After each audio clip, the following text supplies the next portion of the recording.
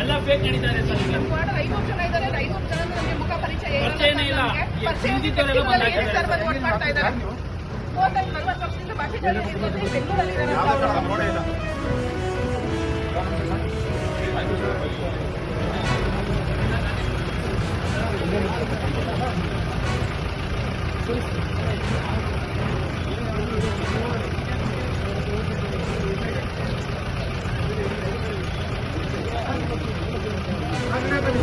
Vehicle ಆ flyover ಮೇಲೆ pass ಆಗ್ತದೆ.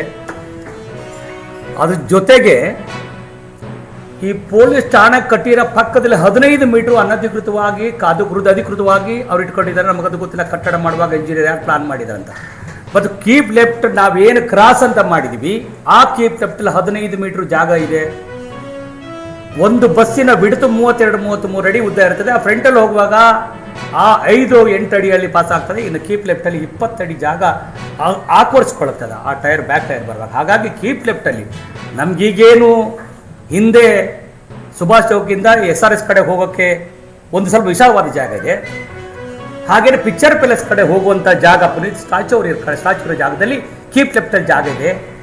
ಆ ರೀತಿಯಲ್ಲಿ ಹೆಚ್ಚು ಒತ್ತಡ ಇರುವಂಥ ಜಾಗ NR ಸರ್ಕಲ್.